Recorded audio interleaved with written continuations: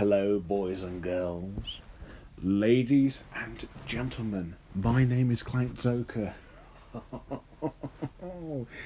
and welcome back to another My Thoughts On. As promised, I will be talking about Wallace and Gromit, the curse of the were-rabbit. That's right, the first and only full-length, fully featured animated film for the cinema and DVD and Netflix, if you will, starring these two iconic animated characters. So, this was released in 2005, and this was directed, obviously, once again by Nick Park. And, believe it or not, it actually won an Oscar. I know, how crazy is that? It won an Oscar for Best Animated Feature. Keep in mind, this was back when CGI animation was still a thing, and it is today, but it was back when it was still fresh, like a fresh idea, and it's still going strong with Disney, mostly Pixar and DreamWorks were the ones that did it well. And usually it's Disney and Pixar who wins the Oscar for those categories, but with films like Wallace and Gromit, The Curse of the Were-Rabbit, Happy Feet, I'm just trying to think what else, Rango from Nickelodeon Movies, and last year with Spider-Man Into the Spider-Verse, it shows that there is more to animation than just Pixar. And nothing against Pixar, of course, I love them, but I was quite shocked to see that this film won, and then a Pixar film, which, there wasn't a Pixar film that was released in 2005, but hey, it's Wallace and Gromit, so let's talk about it. So, what is The Curse of the Were-Rabbit about? Well, Wallace and Gromit has been getting a lot of different jobs over the short films, and in the first feature film, they're rabbit exterminators. They hunt down rabbits who are eating the local people, the villagers' vegetables. So there are finally people, more than two in this world. Nice addition, but odd. Anyways, because rabbits like carrots, they like vegetables. So basically, this is like the pre-Peter Rabbit. If you think about it, only better, obviously. However, there is another type of rabbit, except it's big, and it's been referred to as the were-rabbit. And Wallace and Gromit have to hunt it down. However, there is a twist there. God, I can't speak today. There is a twist to this film. I'm not going to give it away, even though I would assume you've all seen it, but for those who haven't, there is a twist in this film there's actually more to it than you think.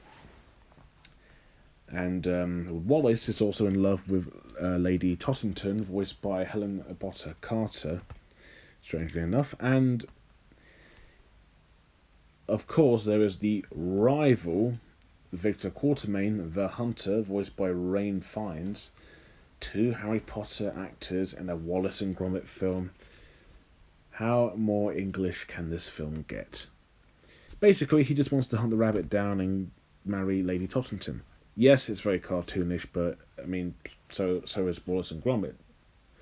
But in a good way. So, has this film changed from the shorts? Yes and no. The yes side is, it has a little bit, and since you may not know this, but Aardman had I don't know how long the contract was. I think 1, 2, 3, 4, 5, 6, 7, like 7-year contract with DreamWorks. And they both partnered to make Chicken Run from 2000, this, and Flushed Away in 2006.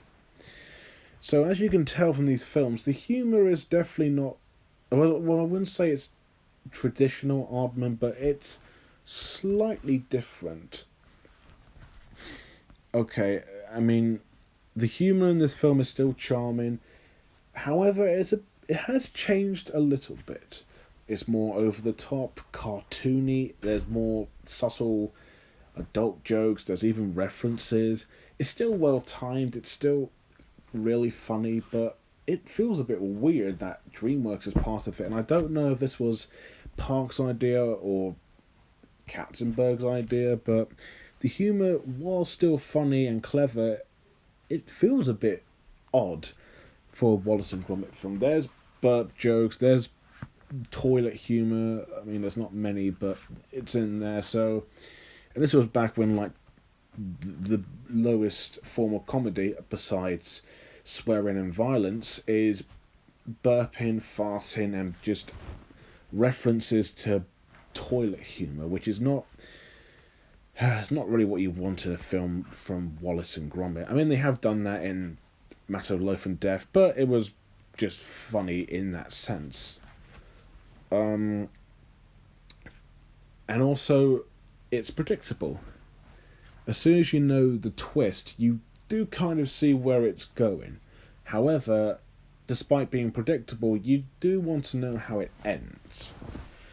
And it's also probably the most dramatic story from this series. There's more of a higher stake, There's a higher stake. There's more of a higher risk, really. There's a bigger threat.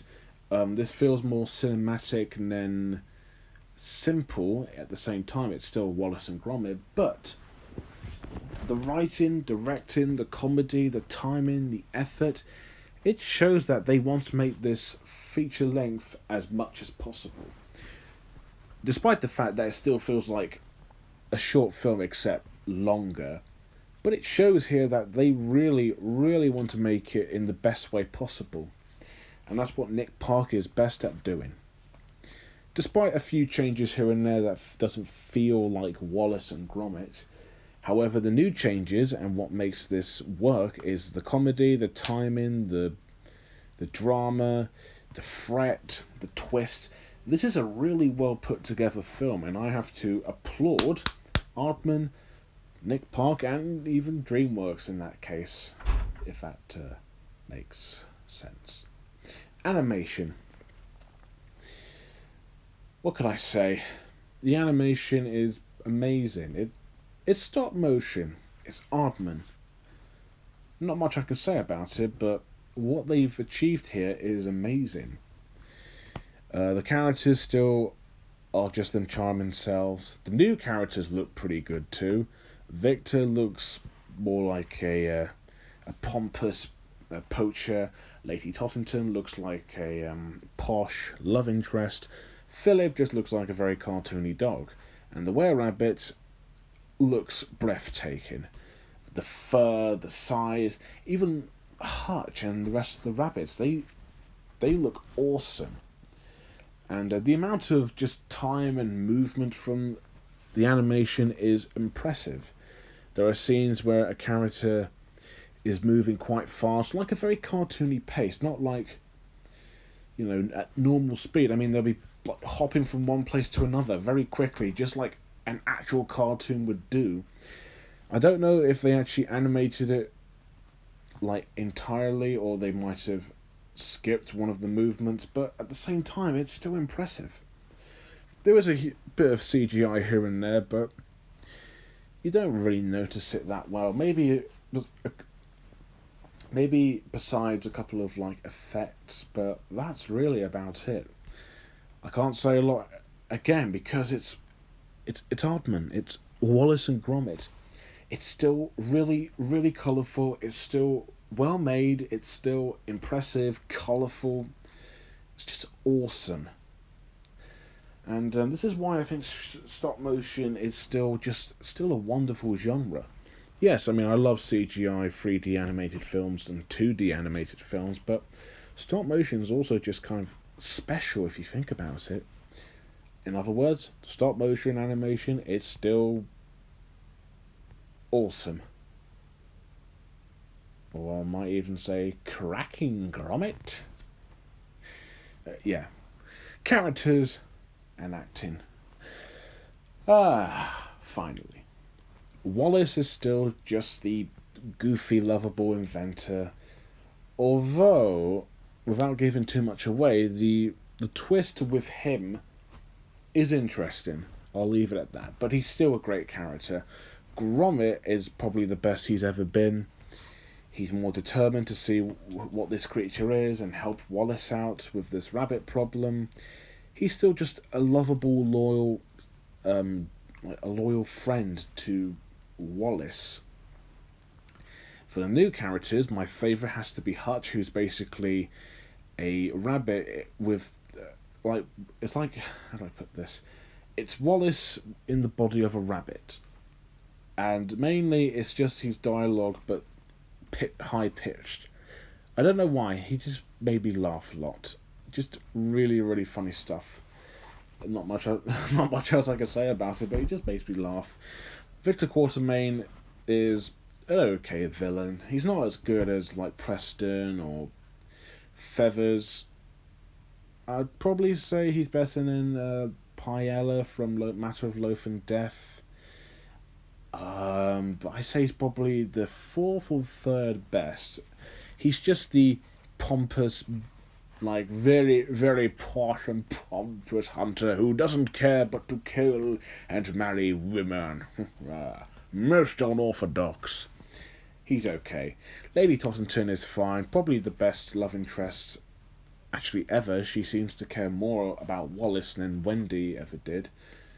Well, more than Paella, obviously. I like her. I think she's quite charming and funny too. And who else? Right, we got a whole bunch of characters here.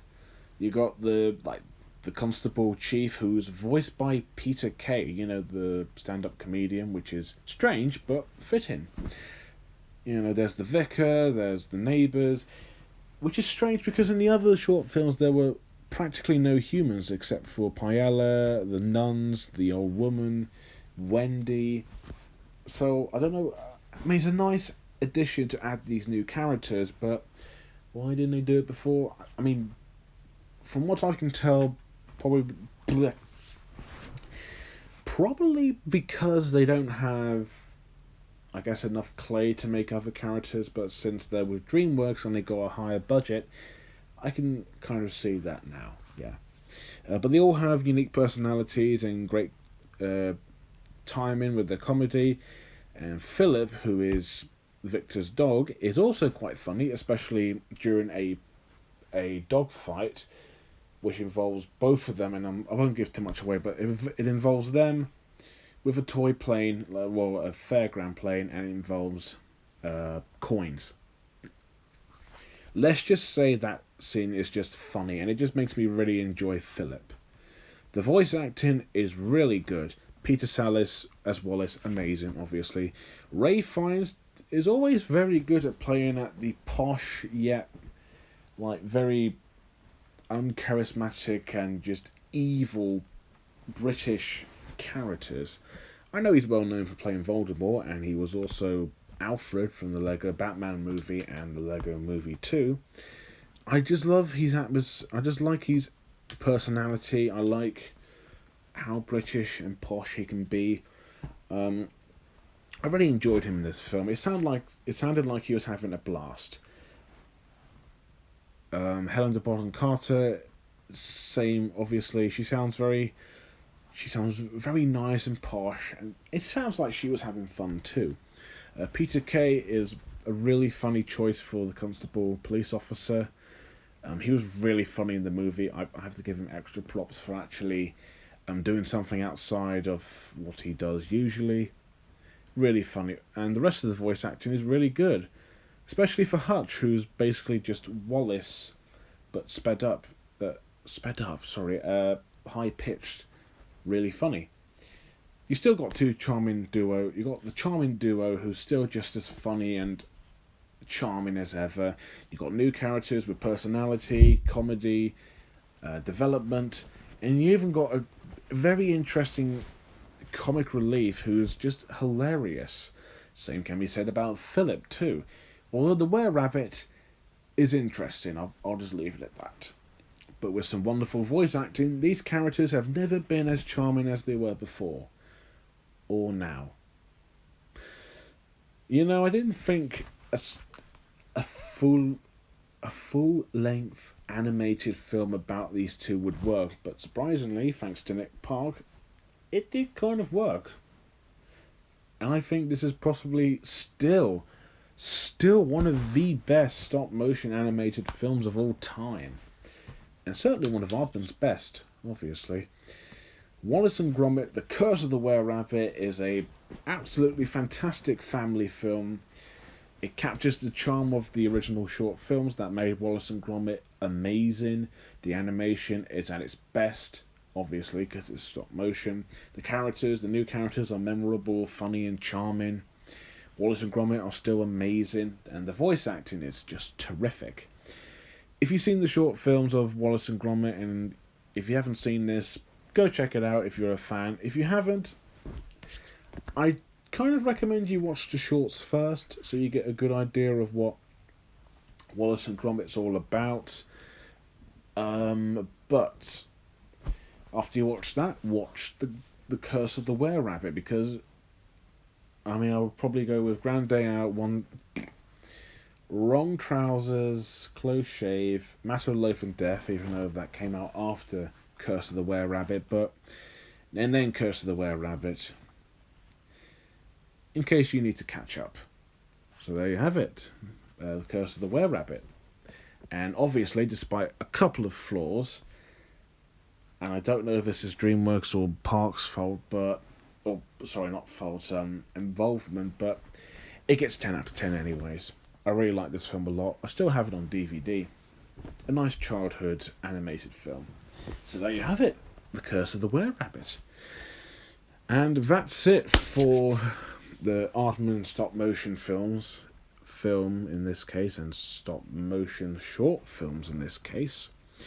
I've already done Shaun the Sheep like last year, even though that review of mine was not very well made because I didn't really have that best of a mic. But don't worry, I will be seeing a Shaun the Sheep movie, Farmageddon, which is coming out in UK cinemas this Friday, and I'll be seeing it this Saturday. So expect a review, my thoughts on that, either that day or Sunday. It will depend. So anyways, if you guys have seen the film, do let me know what you think below. Do you think it's good, bad, decent? Do you want to see it? What's your favourite Wallace and Gromit short? I haven't mentioned that yet, but what's your favourite out of the four? It could be the Cracking Contraptions 2, it can be this film. What's the best you've seen out of Wallace and Gromit? Personally, I like A Grand Day Out the best as my favourite Wallace and Gromit short, but overall I actually like just mainly everything with Wallace and Gromit. As long as it's not a parody, then that's debatable, but I love Wallace and Gromit, and they will always be part of me forever. Even if Peter Sallis passed away a few years ago. Sad, really. Anyways, thank you guys for watching. Oh, and by the way, did you know it's actually the 11th anniversary of Spike Jonze's Where the Wild Things Are? No? Well, I've actually uploaded a new video from the movie. It's called All Is Love, which is I wouldn't say a music video, because after that last Smallfoot upload, Warner Brothers are just becoming like YouTube, I suppose, and fucking... Oh, wait a minute, they were responsible for that Clifford's Really Big Movie review getting blocked. Okay, now it's all coming together. Anyways, check that out if you like, and tell me if you have seen the film or not. If you plan to, you should watch it anyways, because it's amazing. But do check out Always Love by Karen O and the kids from Where the Wild Things Are on my channel. Anyways, I'm getting off topic. So see you guys next time. Don't forget to like, comment, and most importantly, subscribe. And until next time, don't forget the crackers, Gromit. It could be worse, I suppose, but it's not the best impression of Wallace, is it? I guess I have to practice a bit more, I suppose.